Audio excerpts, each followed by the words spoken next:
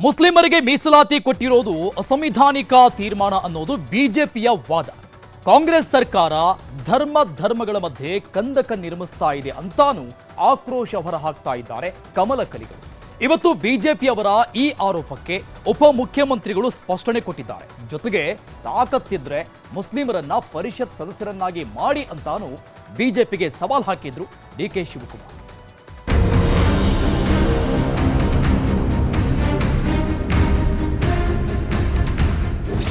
ಸರ್ಕಾರದ ಗುತ್ತಿಗೆಗಳಲ್ಲಿ ಮುಸ್ಲಿಮರಿಗೆ 4% ಮೀಸಲಾತಿ ನೀಡಿರುವ ವಿಚಾರವಾಗಿ ರಾಜ್ಯ ರಾಜಕೀಯದಲ್ಲಿ ವಾಗ್ಯುದ್ಧ ಶುರುವಾಗಿದೆ. ಕಾಂಗ್ರೆಸ್ ಸರ್ಕಾರದ ವಿರುದ್ಧ ಬಿಜೆಪಿ ನಾಯಕರು ಮುಗಿಬಿದ್ದಿದ್ದಾರೆ. ವಿಪಕ್ಷಗಳ ತೀವ್ರ ವಿರೋಧದ ನಡುವೆಯೂ ಮುಸ್ಲಿಂ ಸಮುದಾಯಕ್ಕೆ ಗುತ್ತಿಗೆಯಲ್ಲಿ ಮೀಸಲಾತಿ ಕಲ್ಪಿಸುವ ಸಂಬಂಧ ವಿಧೇಯಕ ತರಲು ಸಂಪುಟ ಸಭೆ ಒಪ್ಪಿಗೆ ಕೊಟ್ಟಿದ್ದು, ಇದೇ ಅಧಿವೇಶನದಲ್ಲಿ ಮಂಡನೆ ಮಾಡೋಕೆ ಸರ್ಕಾರ ತಯಾರಿ ಮಾಡಿಕೊಳ್ತಿದೆ. ಇದು ಕೇಸರಿ ಪಡೆಯನ್ನ ಮತ್ತಷ್ಟು ಕೆರಳುವಂತೆ ಮಾಡಿದೆ.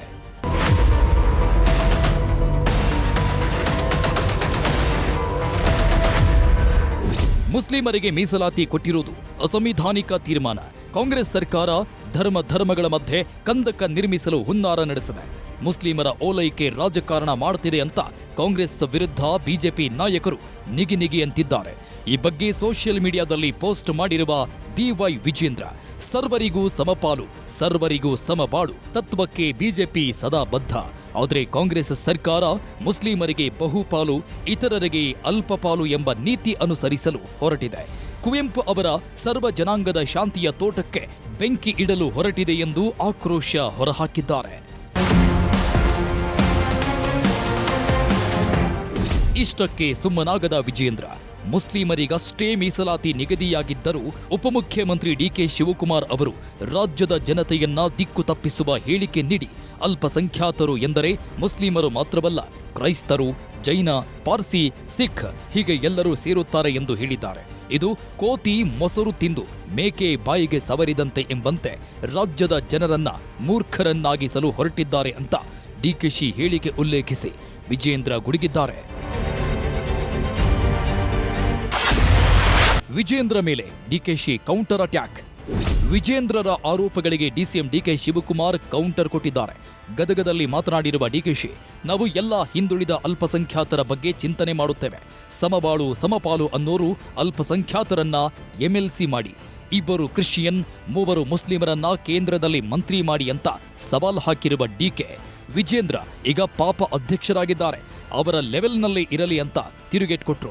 ಮುಸ್ಲಿಮ್ಸ್ ಇರ್ಬೋದು, ಕ್ರಿಶ್ಚಿಯನ್ಸ್ ಇರ್ಬೋದು, ಸಿಖ್ ಇರ್ಬೋದು, ಬೌದ್ಧರು ಇರ್ಬೋದು, ಅವರೆಲ್ಲ ನಮ್ಮ ದೇಶದ ಪ್ರಜೆಗಳು, ಕರ್ನಾಟಕ ರಾಜ್ಯದ ಪ್ರಜೆಗಳು. ನಾವು ಎಲ್ಲ ಅಲ್ಪಸಂಖ್ಯಾತರಿಗೆ ಹಿಂದುಳಿದವರ ಬಗ್ಗೆ ನಾವು ಚಿಂತೆ ಮಾಡ್ತೀವಿ. ಸಮಪಾಳು ಅನ್ನೋರು ಯಾರೋ ಒಬ್ಬರು MLC ಮಾಡ್ಕೊಳ್ಳಿ, ಅವರು ಒಬ್ಬರು ರಾಜ್ಯಸಭೆ ಮೆಂಬರ್ ಮಾಡಲಿ, ಸೆಂಟ್ರಲ್ ಗೌರ್ಮೆಂಟಲ್ಲಿ ಮಂತ್ರಿ ಮಾಡಲಿ, 1-2 ಕ್ರಿಶ್ಚಿಯನ್ಸ್ನ 1-3 ಜನ ಮುಸ್ಲಿಮ್ಸ್ನ ಮಾಡ್ಕೊಳ್ಳಿ. ಆಗ ವಿಜೇಂದ್ರಗೆ ಸಮಪಾಳು ಅಂತ ಮಾತಾಡೋಕ್ಕೆ ಒಂದು ಅವಕಾಶ ಇದೆ. ಆ ನಾಡಿಗೀತಿನ ಸರಿಯಾಗಿ ಓದಲಿ. ಅವರು ಯಾರ್ಯಾರು ಸೇರಿದ್ರೆ ಶಾಂತಿಯ ತೋಟ ಆಗ್ತಿದೆ ಅಂತೇಳಿ ಅವರು ವಿಜೇಂದ್ರವರು ಓದಲಿ. ಇನ್ನ ಪಾಪ ಈಗ ಅಧ್ಯಕ್ಷರಾಗಿದ್ದಾರೆ, ಅವ್ರ ಲೆವೆಲಲ್ಲೇ ಇರಲಿ. ಕಾಂಗ್ರೆಸ್ ಉದ್ದೇಶ ಇರೋದು ಮುಸ್ಲಿಮರಿಗೆ ಮೀಸಲಾತಿ ಕೊಡಬೇಕು ಅನ್ನೋದು. ನೆಪಕ್ಕೆ ಮಾತ್ರ ಜೈನರು, ಸಿಖ್ಖರು ಅನ್ನುತ್ತಿದ್ದಾರೆ. ಇದು ದೇಶ ವಿರೋಧಿ ನೀತಿ ಎಂದು ಕಿಡಿಕಾರಿದ್ದಾರೆ ಪರಿಷತ್ ವಿಪಕ್ಷ ನಾಯಕ ಛಲವಾದಿ ನಾರಾಯಣಸ್ವಾಮಿ. ಕಾಂಗ್ರೆಸ್ನವರು ನಾವು ಬಂದ ಮೇಲೆ ನಾವು ಮತ್ತೆ ಧಾರ್ಮಿಕ ಮೀಸಲಾತಿಯನ್ನು ಕೊಡ್ತೇವೆ ಅಂತಕ್ಕಂಥ ಘೋಷಣೆಯನ್ನು ಕೂಡ ಮಾಡಿದ್ರು. ಅವರನ್ನ ನೆಪಕ್ಕೆ ಜೊತೆಯಲ್ಲಿ ಸೇರಿಸಿದಂಗೆ ಮಾಡಿದ್ದಾರೆ.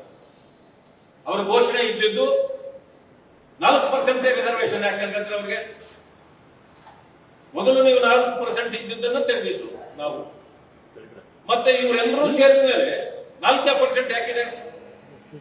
ಆದರೆ ಅವರ ಉದ್ದೇಶ ಮುಸಲ್ಮಾನ್ ಬಂಧುಗಳಿಗೆ ಕೊಡಬೇಕು ಅನ್ನೋದೇ. ನಾಳೆಯಿಂದ ಮುಸ್ಲಿಮರ ಮೀಸಲಾತಿ ವಿರುದ್ಧ ಹೋರಾಟವನ್ನ ಬಿಜೆಪಿ ಮತ್ತಷ್ಟು ತೀವ್ರಗೊಳಿಸಲಿದೆ. ಅಧಿವೇಶನದಲ್ಲಿ ಮೀಸಲಾತಿ ವಿಚಾರ ಗಲಾಟೆ ಗದ್ದಲಕ್ಕೆ ಸಾಕ್ಷಿಯಾಗಲಿದ್ದು, ಇದನ್ನ ಕಾಂಗ್ರೆಸ್ ಹೇಗೆ ಎದುರಿಸಲಿದೆಯೋ ಕಾದು ನೋಡಬೇಕು. Bureau report, news 18.